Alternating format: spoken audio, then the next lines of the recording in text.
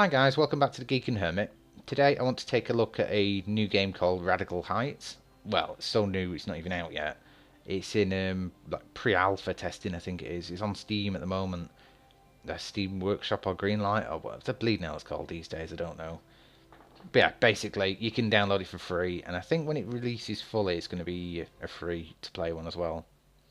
But yeah, it's another Battle Royale game, another one jumping on the bandwagon. But this time it's like an 80s theme sort of game.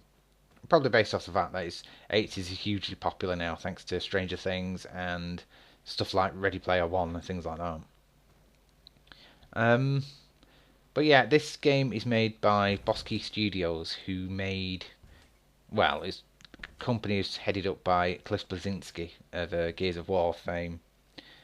And it's the first game the company did. I'm not sure if anyone would have heard of it. It's called Lawbreakers, which is like an arena shooter, sort of in the vein of like Quake and Unreal Tournament, like the old days. Thing is, I bought that on release date and I loved it, and no one played it because everyone was playing PlayerUnknown at the time. And I think a lack of advertising as well killed it. But what does piss me off a little bit is I think going off the timeline, it looks like they started working on this a month or two after that one launched.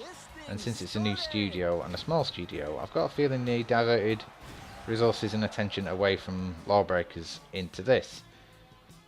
And that's probably what signed the death warrant. I might sound bitter, but I think the trouble is I love Lawbreakers, but even early on there was just a small community, so trying to get matches, just queuing up for 10-15 minutes just to get a game sometimes. And you know it's like these days, if you wait more than a couple of minutes for a match, you think it's been slow and you get bored. Well, I do, to be honest. And that's the biggest problem I had with it. And the trouble is as well, it's made worse by the fact there's no bot mode or single player mode, it's just an online shooter, and you can't pad out the teams with bots. And I think that would have fixed it entirely. But of course, they never added it.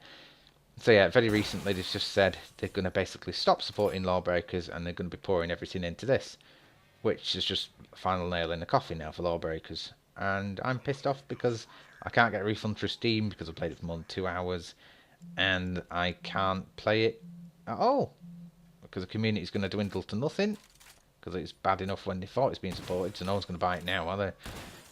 And I can't play it offline against bots and things. I'm just going to have a shitty game sat there that I can't do that with. So I'm a bit biased against this game immediately already. And I think also the biggest problem I've got with these arena style shooters, not arena style shooters, the Battle Royale games, is there's so bleeding many of them now. Of course, I put hundreds of hours into PlayerUnknown, and Fortnite at the moment is my game of choice. Purely because my girlfriend enjoys it, and it's just good, easy fun just to mess about. I'll just see how long you can survive for. Now, I think if this had come along a few months ago, I think I probably got into this a bit more. Because you can see, obviously, it's pre-alpha, so you can't judge the textures too much. Because obviously they're going to work on this. This is just, I think, stress testing and seeing what works and what doesn't, so they can take it in and out. Obviously, the models are a bit weird. The aiming reticle doesn't really work properly, and the sound isn't really there. But on the whole, I think the basis to build something is here, and you can see it. And I think once you've worked on it a little bit, I think it will be a game to keep an eye on, because it's actually, well, it's kept me attention already, and I like the fact it's kind of built like, it reminded me a lot of Smash TV back from the early SNES days, where it's like a game show and like corny announcers and all sorts. The whole idea is I think people are just competing for money and prizes and things like that. And I thought that was a good spin on it. So I think this might do alright, unless it gets drowned out by the two big hitters that are already out, plus everything else that's coming out. Because of course, there's rumours that Call of Duty is releasing one soon.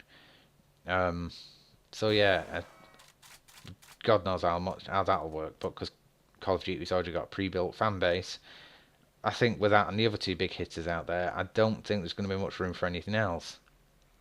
So if anyone wants to get on the gravy train, they need to work quick.